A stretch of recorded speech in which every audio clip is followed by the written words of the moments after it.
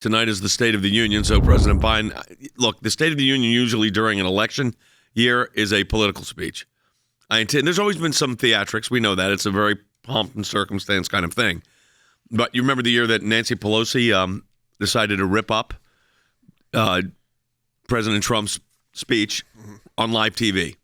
And everybody let that go. It was like no big deal. You talk about disrespectful, but the left let that go. They thought that was perfectly fine. She just ripped it up right there in front of them, basically.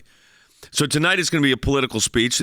Quietly, the Democrats are saying, or at least they're worried about, how it's going to be perceived. And I think that is an issue, Logan, that's becoming kind of front and center in this whole political moment we're in. Some quotes that come in from some anonymous House Democrats who told Axios that they are nervous. They are worried about the ability for President Biden to speak without blowing things. And then on the other hand, you have exactly what I thought, which is admitting, they said, likely to make mistakes during his speech. Trump made mistakes as well. Biden is going to make slips. And I think that the key thing is his energy level. And I actually will give them that. I think that is the key takeaway. I think all of us are a little forgiving on if you say a word. I mean, we'll do it here 20 times during this broadcast today. If you're live on a microphone, look, you're live in regular life. A word slips out, the wrong word. No one cares about No one cares about one word being wrong. What they care about is continual, what seems like diminishing decline. What feels like it just keeps getting worse and worse when you physically don't seem up for the job and mentally don't seem up for the job. It's not about a word here or there. Karine Jean-Pierre, the press spokesman, this is how they're kind of framing it for tonight.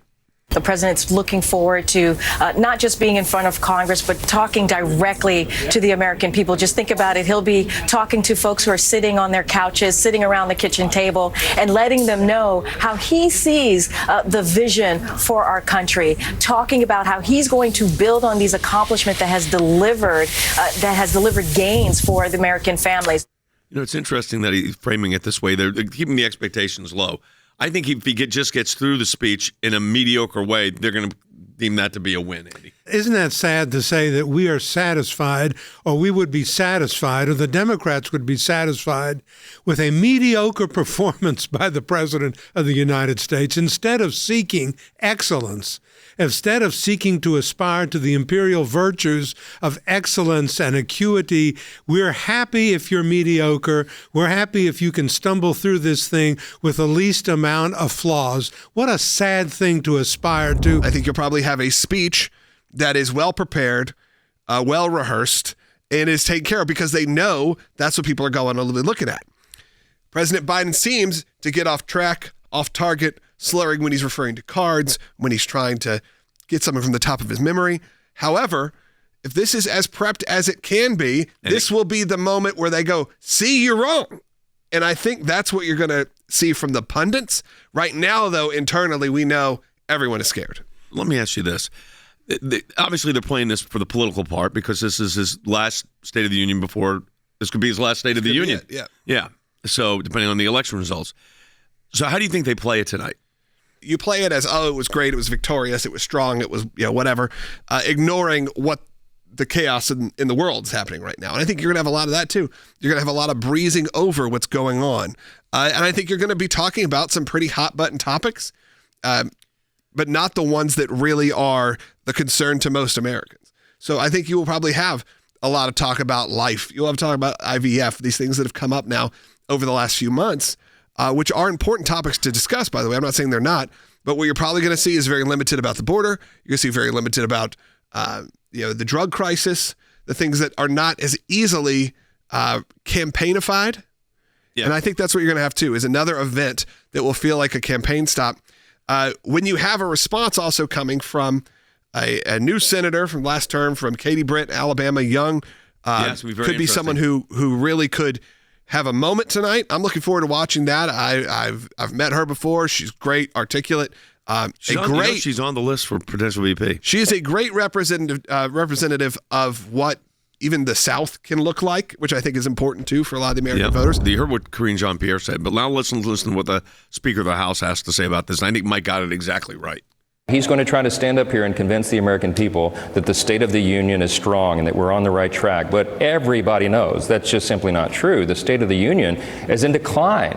The economy alone is topsy-turvy, and it's very difficult for people people are going paycheck to paycheck, but everybody's laughing at the prices of fast food right now. Yeah. You're not laughing. You're kind of half crying. There are certain points to your life where you should not be going through a drive-through and going, what in the world? But the fact that people on all ends of the financial spectrum are going through going, it's $100 to get this pizza? You know, like, what's happening here? This is that moment, that sort of awakening that is happening, because the tide, it's like, going to Disney World and getting the price for the buffet. You look at it and eventually go, wait a second, did I just pay $150 for my family to eat here? But the problem is that's now nationwide and everywhere. You're not you're on vacation money everywhere you go. That's true, Logan. I was saying the other day, I went and got... Are you talking about a filet-o-fish sandwich? Yes, I knew it was filet gonna of be a fish. filet-o-fish. You knew I was going to do this. He and Pam.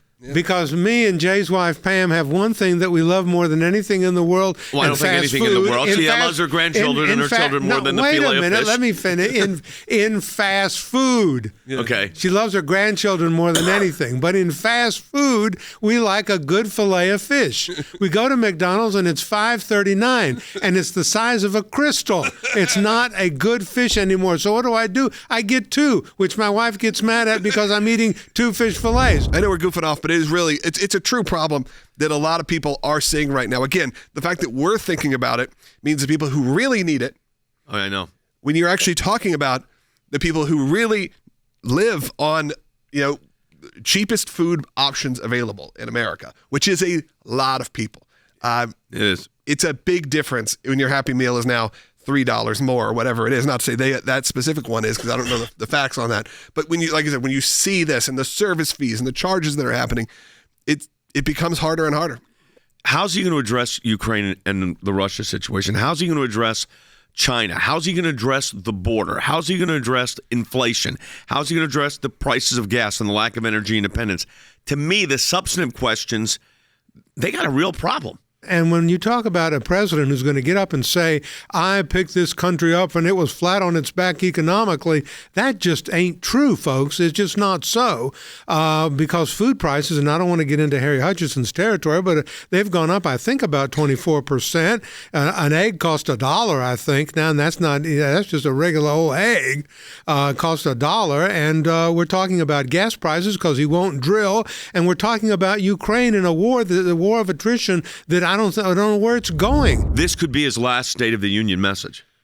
So the question becomes, what is the table he's going to set for the American people? What is he going to focus on? You'll get a little bit of that information later tonight before the speech.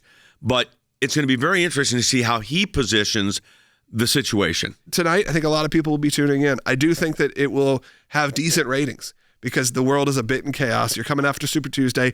The political season's a little hotter than ever. I think now is when people start paying attention.